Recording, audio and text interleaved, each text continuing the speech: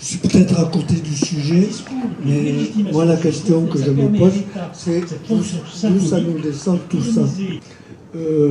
Moi je rentre dans le hall de l'Institut des études politiques à Aix-en-Provence.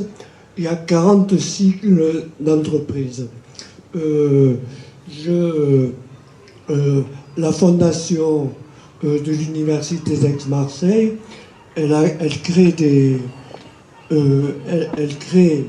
des chaires sous l'égide de Veolia sur l'eau, de je ne sais quelle banque sur le système bancaire, etc. Donc, j'avais un autre exemple qui m'échappe là. Mais comment on désigne contre quoi on se bat, quoi, hein, et quel est le rôle social de l'entreprise dans le monde dans lequel nous vivons actuellement. Ça me permet peut-être de faire le lien aussi avec l'intervention précédente. Si vous voulez, je crois que... alors je ne sais pas si ça date de 30 ans, 40 ans, je ne vais pas essayer de dater les choses, mais il y a eu un moment où le travail, si vous voulez, est devenu, on va faire vite et simple, mais ça a plus de 30-40 ans, le travail est devenu vraiment ce qui est organisé, si vous voulez, toute la société. Et à partir de ce moment-là, il n'y a pas pire qu'être un travailleur sans travail, c'est ce dont parle Hannah Arendt aussi, c'est qu'il y a eu quand même des sociétés où le travail n'avait pas cette place-là d'organisateur, d'opérateur de la vie sociale. Je ne sais pas si je suis clair.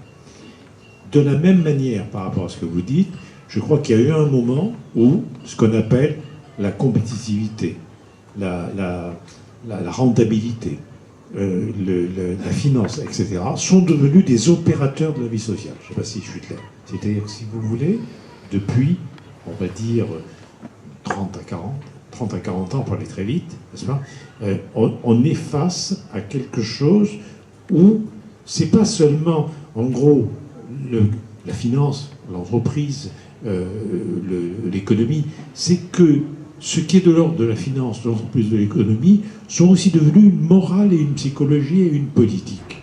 C'est-à-dire qu'on n'a pas localisé les activités là où elles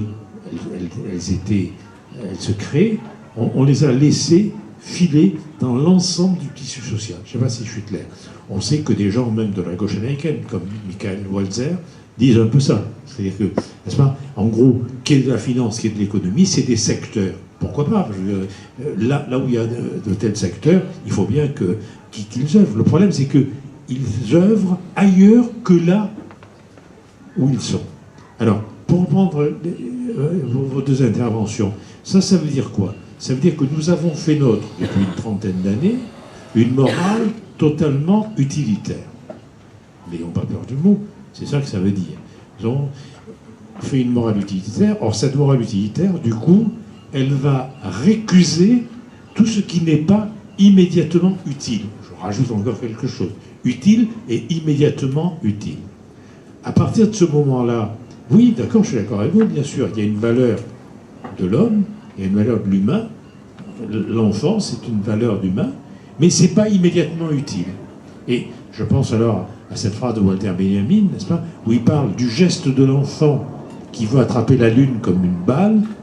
Il dit, le geste n'est pas vain, malgré les apparences, parce qu'il nourrit un élan du cœur, de la main et de l'esprit. Et il ajoute, et que serait un enfant qui serait parfaitement adapté à sa tâche? Serait-il encore un enfant? N'aurait-il pas perdu la naïve joie d'exister? Je cite de mémoire, mais vous voyez, je crois que c'est ça. C'est-à-dire que le combat des intermittents, le combat pour la culture, il est là. Ce qui n'est pas immédiatement utile ou rentable, ce qui est de l'ordre du jeu, parce que quand on parle de valeur d'humain, c'est aussi de ça d'en voir, c'est de l'ordre du jeu. Jeu du corps, jeu de l'esprit, jeu du sensible, etc. Est-ce que c'est essentiel ou pas? Il y a des sociétés où ça n'est plus essentiel. Le drame est là, quand l'art se met au service d'une cause politique, par exemple, il a perdu cette inutilité fondamentale de l'art qui fait aussi sa dignité et sa valeur. Voilà, je ne sais pas si j'ai... Donc, et alors, je crois que j'ai aussi un peu dit tout à l'heure, je crois que ce qui s'est produit, si vous voulez, qu'on pourrait reprendre avec Naomi Klein d'une manière sur la stratégie du choc, mais ce qui s'est joué à un moment donné, c'est face à l'école de Chicago, face au néolibéralisme, face à une certaine manière de penser le monde, les forces qui pouvaient objecter intellectuellement, moralement et politiquement à cette pensée néolibérale se sont effondrées. Et elles se sont effondrées parce qu'elles n'étaient plus crédibles. C'est-à-dire qu'elles ne représentaient plus la liberté. Elles ne représentaient plus, si vous voulez, le progrès. Et du coup, il y a eu une autoroute sans personne devant pour que, effectivement, Friedman, Gary Becker, et bien, enfin, tous les penseurs de l'école de Chicago puissent se servir à Ronald Reagan et à Margaret Thatcher, si vous voulez, les vecteurs d'infection d'une pensée extrêmement utilitaire. C'est à nous, jusqu'à y compris en soutenant la culture, jusqu'à y compris en soutenant les humanités. Si on ne l'a pas dit, au niveau de l'université, le problème majeur est là. Il est là. Depuis M. Allègre, pour aller très vite, on sait bien, avec Mme Pécresse, ça ne s'est pas arrangé, Mme Fioraso, n'en parlons pas, on sait bien que ça a été un rouleau compresseur qui écrase les humanités. Pourquoi? Parce que les humanités, ça ne paraît pas utile. Oui, on peut prendre le problème très concrètement. La philo, ça ne paraît pas utile.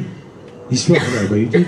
Les langues, bon, sauf l'anglais commercial. Mais bon, et à partir de ce moment-là, il faut que on exige, on le sait bien au niveau des enseignants-chercheurs, on exige à ce moment-là des universitaires qui rendent utile ce qu'ils dispensaient jusque-là,